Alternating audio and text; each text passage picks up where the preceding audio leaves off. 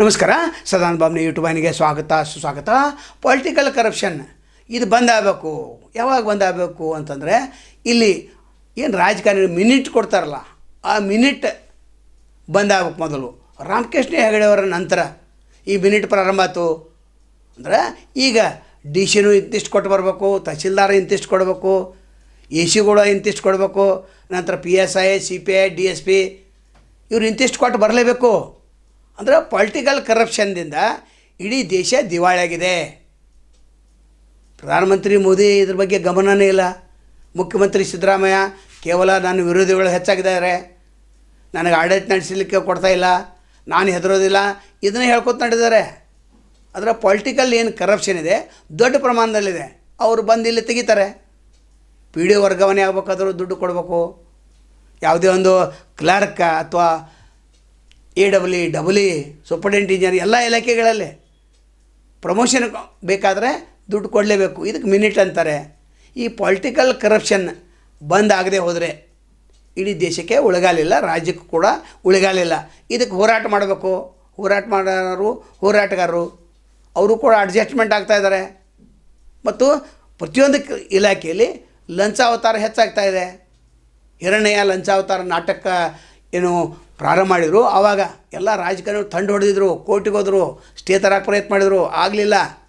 ಈಗ ಎಲ್ಲ ಕಡೆ ಲಂಚಾವತಾರ ಇದೆ ಅಂತ ಹೇಳ್ತಾರೆ. ಇದು ಕಡಿಮೆ ಆಗಬೇಕಾದ್ರೆ ಪೊಲಿಟಿಕಲ್ ಕರಪ್ಷನ್ ಮೊದಲು ಬಂದಾಗಬೇಕು. ಇದು ಒಂದೇ ಹೋರಾಟದ ಈಗ ಸದ್ಯಕ್ಕೆ ಒಂದೇ ಮಾಡಬೇಕು. ಇದು ಬಂದಾಯ್ತಂದ್ರೆ ಅವರು ಇಲ್ಲಿ ನಿಷ್ಠೆಯಿಂದ ಕೆಲಸ ಮಾಡ್ತಾರೆ. ಈಗ PSI CPI DSP ದುಡ್ಡು ಕೊಂಡು ಬಂದಿರ್ತಾರೆ. ಸರ್ಕಲ್ಗೊಂದು, ನಂತರ ವಿಭಾಗಕ್ಕೊಂದು, ನಂತರ ಇಂಡಿಪೆಂಡೆಂಟ್ ಪೊಲೀಸ್ ಸ್ಟೇಷನ್ಗೊಂದು, ಆದಾಯ 24 ಪೊಲೀಸ್ ಸ್ಟೇಷನ್ಗೊಂದು ದುಡ್ಡು ಕೊಟ್ಟು ಬಂದಿರ್ತಾರೆ. ದುಡ್ಡು ಎಲ್ಲಿ ತೆಗಿಬೇಕು? ಇದೇನು ಬಂದಿರ್ತಾರಲ್ಲ ಅಪರಾಧಿಗಳು, ಅವ್ರ ಕಡೆನೇ ದುಡ್ಡು ತೆಗೆದುಕೊಳ್ಬೇಕು. ಹೀಗಾಗಿ ಅಪರಾಧಿಗಳು ಬಿಂದಾಸಾಗಿ ಕೆಲಸ ಬಿಂದಾಸಾಗಿ ಮರ್ಡರ್ ಮಾಡ್ತಾರೆ, ಹಾಡಾಗಲೇ ಹಲ್ಲೆ ಮಾಡ್ತಾರೆ. ಎಲ್ಲವೂ ನಡೆದಿದೆ.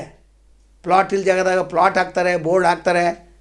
ಇನ್ನು ಕಂದಾಯ ಇಲಾಖೆಯಲ್ಲಿ ತಮಗೆಲ್ಲ ಗೊತ್ತಿದೆ, ಒಬ್ಬ ತಹಸೀಲ್ದಾರ್ ಹಿಡ್ಕೊಂಡು ಅಲ್ಲಿ ಪ್ಯೂನ್ ಹಿಡ್ಕೊಂಡು ದುಡ್ಡು ಕೊಡಲಿದ್ದರೆ ಅಲ್ಲಿ ಏನೂ ಆಗೋದನ್ನೇ ಇಲ್ಲ. ಇನ್ನು ನಗರಾಭಿವೃದ್ಧಿ ಇಲಾಖೆ ಅತ್ಯಂತ ಭ್ರಷ್ಟವಾದಂಥ ಇಲಾಖೆ.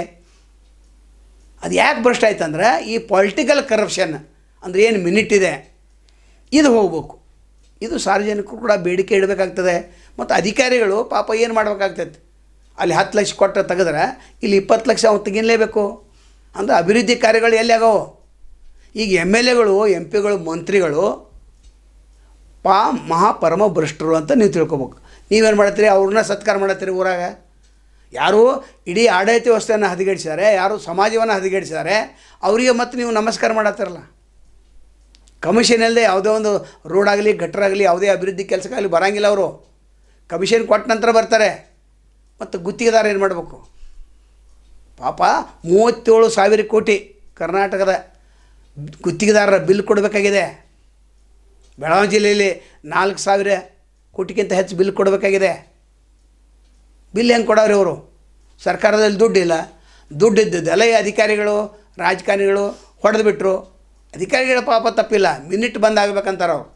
ನಮಗೆ ದುಡ್ಡು ಕೊಡೋದೇ ಇಲ್ಲಿ ಪೋಸ್ಟಿಂಗ್ ಆಗಬೇಕು, ನೇಮಕ ಆಗಬೇಕು, ವರ್ಗಾವಣೆ ಆಗಬೇಕು ಅಂತ. ಆದರೆ ಹಿಂದೂ ಕರಪ್ಷನ್ ಇತ್ತು, ಮುಂದೆ ಕರಪ್ಷನ್ ಇದೆ ಎಲ್ಲ ಅಂತ ಸತೀಶ್ ಜಾರಕಿಹೊಳಿ ಹೇಳ್ತಾರೆ. ಅದರ ಹಿಂದೆ 40% ಇತ್ತು. ಹಾಗಾದ್ರೆ ಆಪಾದನೆ ಮಾಡತ್ತಾರಲ್ಲ ಗುತ್ತಿಗೆದಾರರು, ಅದಕ್ಕಿಂತ ಹೆಚ್ಚಿದೆ ಅಂದ್ರೆ ಈಗ ಕಾಂಗ್ರೆಸ್ ಸರ್ಕಾರ 65% ಕಮಿಷನ್ ಸರ್ಕಾರ ಅಂತ ಹೇಳಬೇಕು. ಸ್ಪಷ್ಟವಾಗಿ ಹೇಳಲೇಬೇಕಾಗ್ತದೆ.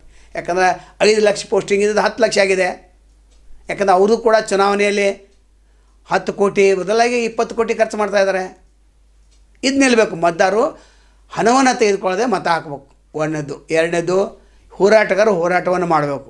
ಮೂರನೇದು, ಈ ಪೊಲಿಟಿಕಲ್ ಕರಪ್ಷನ್ ಬಂದ್ ಆಗಬೇಕಾದ್ರೆ ಮಿನಿಟ್ ಅಂದರೆ ಏನು ಲೆಟ್ರ್ ಕೊಡ್ತಾರಲ್ಲ ವರ್ಗಾವಣೆ ಲೆಟ್ರ್, ಅದು ಬಂದ್ ಆಗಬೇಕು.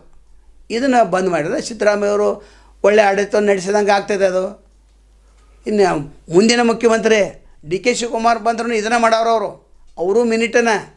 ಯಾಕಂದರೆ ಎಷ್ಟೋ AWEಗಳಿಗೆ W ಪೋಸ್ಟಿಂಗ್ ಬಂದಿದೆ, ಅಲ್ಲಿ ಫೈಲ್ ಅವ್ರ ಕಡೆನೇ ಇಟ್ಕೊಂಡು ಕೂತಿದ್ದಾರೆ. ಹೀಗಾಗಿ ನಗರಾಭಿವೃದ್ಧಿ ಇಲಾಖೆ ಪರಮ ಭ್ರಷ್ಟ ಇಲಾಖೆ.